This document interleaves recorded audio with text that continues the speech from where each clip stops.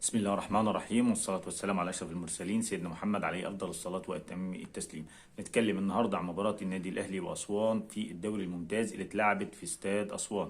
النادي الأهلي قدر يفوز 3-0 ويتصدر ويعزز صدارته للدوري الممتاز ب 40 نقطة من 16 ماتش.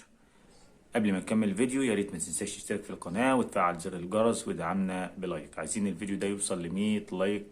النادي الاهلي فاز على اسوان بثلاث اهداف مقابل لا شيء، ثلاث اهداف نظيفه. الفوز هو النتيجه الطبيعيه للنادي الاهلي، والمباراه بين النادي الاهلي واسوان فوز النادي الاهلي دي نتيجه طبيعيه. فوزوا 3-0 4-0 2-0 1-0. النادي الاهلي كان فاز على اسوان في الدور الاول بهدف نظيف في المباراه اللي اتلعبت في استاد السلام، احرز الهدف علي معلول.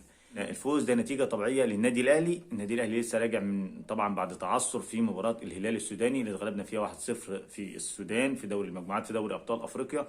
ففوز النادي الأهلي مع أسوان يعني رجع الثقة شوية للعيبة، اللي إن شاء الله الثقة موجودة، وثقة الجماهير في اللعيبة، وثقة في ثقة الجماهير في اللعيبة موجودة إن شاء الله، وثقة الجماهير في الجهاز الفني. مستر كولر قدر يتغلب شويه عن الاجهاد اللي كنا قلنا قبل كده، واللي بان على لعيبه الاهلي في ماتش الهلال السوداني، وغير عمل اكتر من تغيير في الملعب. بدأ المباراة بتشكيل مكون من محمد الشناوي في حراسة المرمى، باك يمين خالد عبد الفتاح، باك شمال محمد أشرف، اتنين قلبين دفاع محمد عبد المنعم، ورجع تاني محمود متولي. في نص الملعب كان اليو ديانج ومروان عطية، قدامهم محمد مجدي قفشة، على يمينه حسين الشحات، وعلى شماله احمد عبد القادر، وراس حربه محمود عبد المنعم كهربا. بدات المباراه بسيطره من النادي الاهلي وضغط من النادي الاهلي، وخصوصا من الجنب اليمين بتاع حسين الشحات وخالد عبد الفتاح. وفضل النادي الاهلي يحاول مره واثنين وثلاثه، واحرز هدف لكهربا، ولكن الكره كانت اوفسايد محمد مجدي قفشه.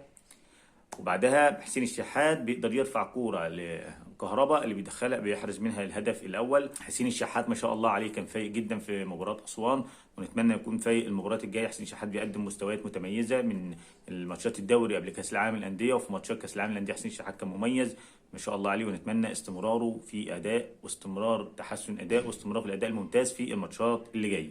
ياخد حقه حسين شحات زي ما الناس انتقدته وانتقدناه قبل كده، فلازم ياخد حقه ان هو حسين شحات رجع لجزء كبير من مستواه، بقى مفتاح فوز النادي الاهلي حسين الشحات. حسين الشحات كان يتسبب في الهدف الاول لمحمود عبد المنعم كهربا، وبعدها برضه حسين الشحات يتسبب ويلعب الكوره لاحمد عبد القادر اللي قدر يحرز الهدف الثاني، والهدف الثالث برضه احرزه محمد مجدي قفشه، كان من صناعه حسين الشحات.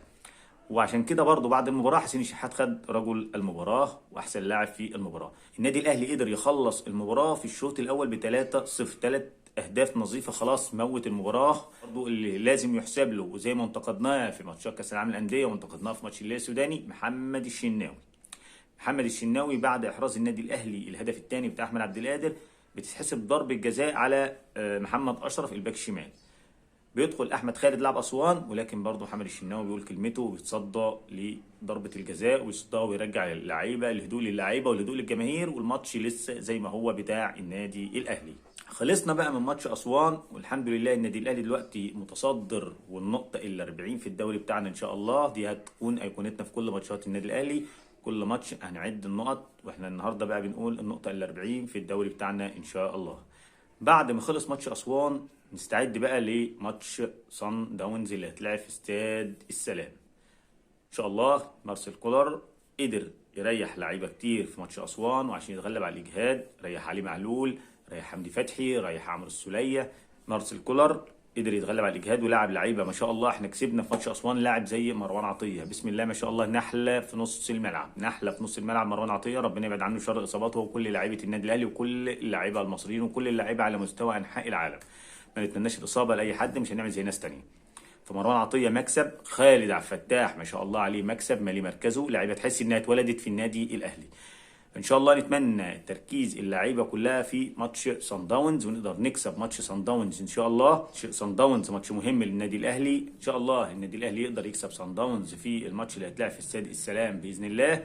هيكون بدايه انطلاق النادي الاهلي وفوزه ببطولته المفضله للمره ال11 ان شاء الله. كل الشكر للاعيبه النادي الاهلي اللي قدرت ترجع نفسها وترجع مستواها. ان شاء الله نتمنى التوفيق لكل لاعيبه النادي الاهلي في الماتشات اللي جايه، في ماتشات الدوري وماتشات دوري ابطال افريقيا، ونفوز بالبطوله ال11 باذن الله، ومن طريقنا وبدايتنا من ماتش صن داونز اللي جاي اللي هيتلعب في استاد السلام. نتمنى التوفيق من كل اللعيبه وكل فرد في منظومه النادي الاهلي كمجلس اداره، جهاز فني، لعيبه، اداريين، كل فرد موجود في النادي الاهلي. وقبل ما اختم الفيديو بتوجه بالشكر لكل فرد من جمهور النادي الاهلي كان موجود في استاد اسوان.